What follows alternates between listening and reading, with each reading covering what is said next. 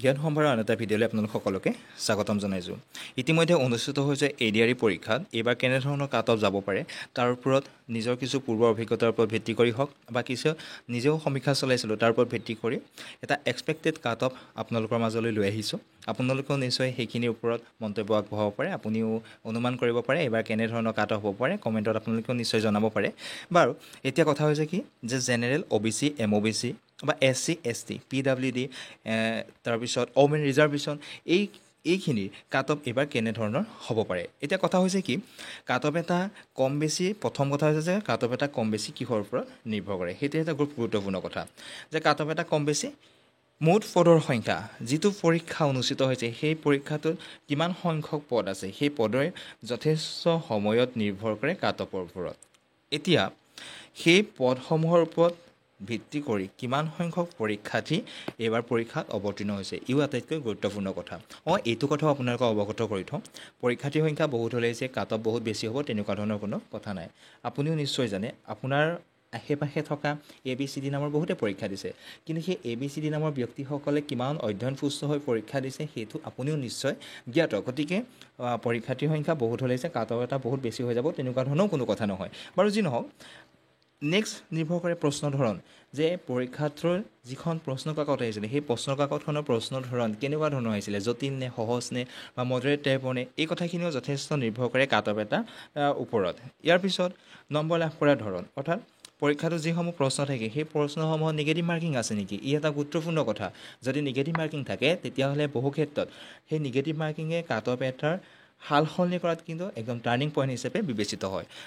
শেষত আৰু এটা অত্যন্ত গুৰুত্বপূৰ্ণ কথা হৈছে আমাৰ যিটো অভাৰলেপিঙৰ যিটো কনচেপ্ট, ই কিন্তু কাট অফ এটা বৃদ্ধি কৰাত যথেষ্ট সমস্যাৰ সৃষ্টি কৰি আহিছে অভাৰলেপিঙৰ সমস্যাতে। কিন্তু এইবাৰ আপোনালোকে নিশ্চয় জ্ঞাত হৈছে চৰকাৰেও কিছু মেমৰেণ্ডাম প্ৰকাশ কৰিছে যাৰ জৰিয়তে অভাৰলেপিঙৰ সমস্যাটো সমাধান কৰিবৰ বাবে, অৰ্থাৎ এজন ব্যক্তিয়ে কেৱল এটা পদতহে যাতে বিবেচিত হয় বাছনি হয় তাৰ ওপৰত নিৰ্ভৰ কৰিবৰ বাবে কিছু ব্যৱস্থা এইবাৰ গ্ৰহণ কৰিছে যাতে অভাৰলেপিঙৰ সমস্যাটো এইবাৰ সমাধান হয়। গতিকে অভাৰলেপিঙৰ সমস্যাটো সমাধান হ'লে নিশ্চয়কৈ যথেষ্ট কাট অফ কমি আহে, কিন্তু সেইটো একদম ধ্ৰুৱ সত্য। ইয়াৰ পিছতো আপুনি কেইটামান কথা মন কৰিব লাগিব। যেতিয়া আপুনি পৰীক্ষা দি পেলাই আহিছিলে তেতিয়া আপুনি ভাবিছিলে যে 150 নম্বৰ যিটো আমি পৰীক্ষা দি আহিছোঁ তাতে মোৰ পেপাৰ এবাৰ সহজ আহিছে, মই যথেষ্ট সংখ্যক নম্বৰ পাম, 130 140 এনেকুৱা ধৰণৰ নম্বৰ পাম।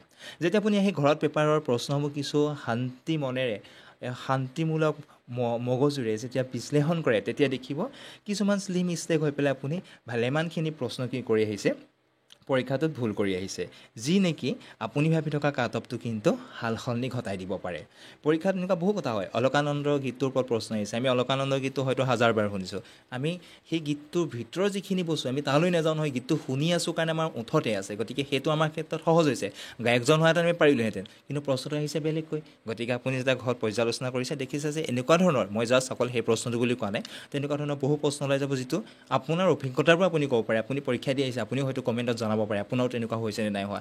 যথেষ্ট সংখ্যক প্ৰশ্ন আহিব কি ভুল হৈ গ'ল, যেতিয়া আপোনাৰ ভুল হৈ যাব নিগেটিভ মাৰ্কিঙৰ কাৰণে আপোনাৰ কি হয়, ভাবি থকা নম্বৰটোৰ পৰা আপোনাৰ নম্বৰ আৰু কাটা গৈ থাকিব। গতিকে কাট অফটো আপুনি ভবাতকৈ সাল সলনি নিশ্চয় হ'ব।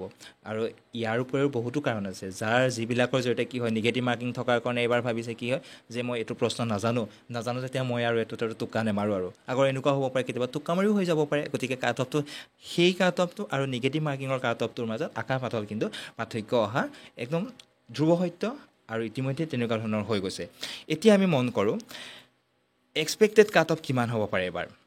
মই ভাবিছোঁ এইবাৰ URত 108ৰ পৰা 116ৰ ভিতৰতে কাট অফটো থাকিব। বহুতে আপোনালোকৰ হয়তো ক'ৰবাত বহুত কমেণ্ট দিব পাৰে মই 130-40 এনেকুৱা নম্বৰ পাই যাম বুলি, কিন্তু নিগেটিভ মাৰ্কিঙত 130-40 পাই যোৱাটো অসম্ভৱ নহয়, কিন্তু বহুত বেছি ব্যক্তিৰ ক্ষেত্ৰত কিন্তু সম্ভৱো নহয়। আৰু ইমান বহুত বেছি নম্বৰ পাব পৰাকৈ ব্যক্তি থকা হ'লে তেওঁলোকে হয়তো আৰু বিভিন্ন ধৰণৰ পৰীক্ষাত ইতিমধ্যে তেওঁলোক অৱতীৰ্ণ হৈ পেলাই তেওঁলোকে কি কৰিলেহেঁতেন, হয়তো চাকৰি ক'ৰবাত কৰি থাকিলেহেঁতেন। এইবিলাক ধ্ৰুৱ সত্য। কিন্তু ইয়াৰ পিছত আমি মন কৰোঁ OBC বা MOBCৰ ক্ষেত্ৰত MOBC বা OBCৰ ক্ষেত্ৰত ইউআৰ সতে প্ৰায় সমপৰ্যায়ৰ হয় কাট অফটো। গতিকে মই ভাবিছোঁ 107ৰ পৰা 115ৰ ভিতৰতে এবাৰ OBC আৰু MOBCৰ কাট অফটো থাকিব পাৰে। হয়তো সাল সলনি হ'ব পাৰে, তথাপি মই যিটো এতিয়ালৈকে সমীক্ষা চলাই পেলাই যিটো পাইছোঁ সেইটোৰ ওপৰতে ভিত্তি কৰি নম্বৰটো ইয়াতে লিপিবদ্ধ কৰিছোঁ। ইয়াৰ পিছত চাওঁ SCৰ ক্ষেত্ৰত SCৰ পোষ্টটো যথেষ্ট কমেই আহে আৰু মানুহৰ সংখ্যাও কম যিহেতু, গতিকে SCৰ ক্ষেত্ৰত 96ৰ পৰা 105ৰ ভিতৰত যিনি নম্বৰ আপোনালোকে পাম বুলি ভাবিছে, তাতকৈ 96ৰ ওপৰত যদি পাইছে আপোনালোকে বেলেগ কথা। গতিকে ইমান সমপৰ্যায়ৰ নম্বৰ যদি পাইছে তেতিয়াহ'লে হয়তো আপোনালোকে দৃঢ় হৈ থাকক যে আপোনালোকৰ নামটো লিষ্টত আহিব। ইয়াৰ পিছত ST চাওঁ। SCৰ ক্ষেত্ৰতো একেই হয়, ঠিক 94, 95ৰ পৰা 104ৰ ভিতৰতে এইবাৰ কাট অফটো যাব লাগে।